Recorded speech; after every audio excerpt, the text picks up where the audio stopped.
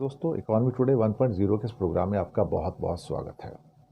दोस्तों, सबसे पहले तो आपसे रिक्वेस्ट है कि आप चैनल को सब्सक्राइब कीजिएगा अगर अभी तक नहीं किया है। हो सके तो छोटी छोटी आप हमारी मदद कर सकते हैं। नीचे डिस्क्रिप्शन में हमने यूपीआई नंबर और बैंक अकाउंट नंबर दिए हैं, साथ में जीपे और फ़ोनपे के नंबर भी दिए हैं। किसी एक को चुनकर छोटी सी मदद करेंगे तो अच्छी पत्रकारिता को आगे बढ़ाने में आप हमारे सहयोगी भी बनेंगे। आते हैं आज की खबर के ऊपर। मिडल ईस्ट में जो संकट आया है गल्फ में, उसकी वजह से पूरी दुनिया का जो इकॉनमी तो रुका है, लेकिन सबसे बड़ी एक चोट और लगी है, वो है एयरलाइंस को। एयरलाइंस का जो एयर टरबाइन फ्यूल होता है, उसकी वजह से उनकी यात्राएं बहुत महंगी हो गई हैं। एविएशन टरबाइन फ्यूल की कीमतों में इजाफा हो गया है और गल्फ को बाईपास करके जो फ्लाइट रूट्स हैं उसके घंटे बढ़ गए हैं, जिसके कारण बहुत सारी अब परेशानियां जो हैं वो बढ़ती चली जा रही हैं। करीब करीब 10,000 से ज़्यादा फ़्लाइट्स गल्फ में कैंसिल हो चुकी हैं और इसके अलावा भारत के अंदर भी सैकड़ों फ्लाइट्स अब तक कैंसिल हो चुकी हैं। जितनी भी एयरलाइंस है, इंडिगो हो, स्पाइस जेट हो, आकाशा हो, एयर इंडिया हो, बहुत भारी नुकसान के अंदर इस समय जा रही हैं। जेट फ्यूल की कीमत में किसी भी बढ़ोतरी के खिलाफ ये एयरलाइंस कह रही हैं कि अगर आप बढ़ाते हैं तो इस समय हमारे जख्मों पर एक किस्म से नमक छिड़कना पहुंचा होगा। सिंगापुर में जेट फ्यूल की कीमत 72% बढ़कर $225 प्रति बैरल पे आ गई है। $225, यानी कि अगर $100 का रेट था सिंगापुर में जेट फ्यूल का, तो अब वो $172 का हो गया है। अब $90 के ऊपर क्रूड का वो सारा का सारा मामला चल रहा है। भारत में एलपीजी के रेट तो बढ़ गए हैं, अब पेट्रोल डीजल के रेट किसी भी समय बढ़ सकते हैं और एविएशन टरबाइन फ्यूल के रेट भी बढ़ सकते हैं। इसका पूरा का पूरा जो असर होगा वो एक किस्म से एयरलाइंस की कॉस्टिंग पर, एयरलाइंस के जो ट्रैवल्स हैं, अचानक से एयरलाइंस चाहे एयर इंडिया हो या इंडिगो हो या बाकी हो, उन सब की कॉस्ट बढ़ गई है। अगर उनको यूरोप और नॉर्थ अमेरिका जाना है तो उनको लंबा रूट लेना पड़ रहा है, उसके लिए फ्यूल का खर्चा बढ़ रहा है।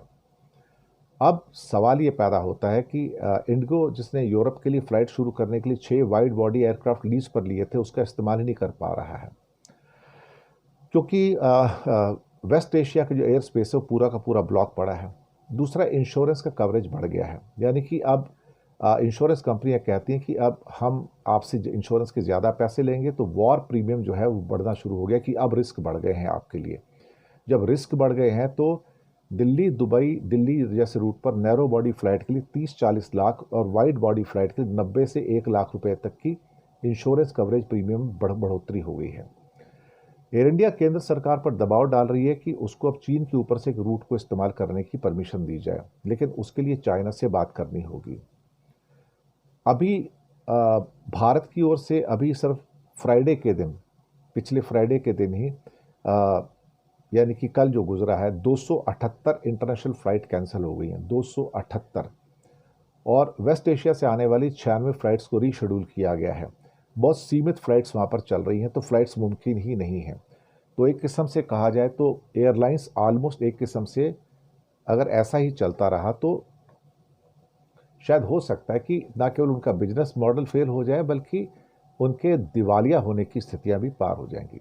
ऊपर से ब्रेंट क्रूड इस समय उछलकर $100 के जस्ट पहुंचने वाला, $90 तो क्रॉस कर चुका है और अमेरिका के कच्चे तेल के दाम में भी 60% का इजाफा देखने को हमें मिला है। तो इसमें जो तेल पैदा करने वाले देश हैं उनको तो फ़ायदा है, लेकिन हाँ, जो क्रूड यहाँ से आ रहा है गल्फ से, उनका नुकसान है, क्योंकि तेल बिक ही नहीं रहा है और जहाँ से बिक रहा है वो अब पहले $60-65 पे था, अब $90 पे आ गया है। और रशिया भी अब कोई कंसेशन देने के मूड में लगता नहीं है।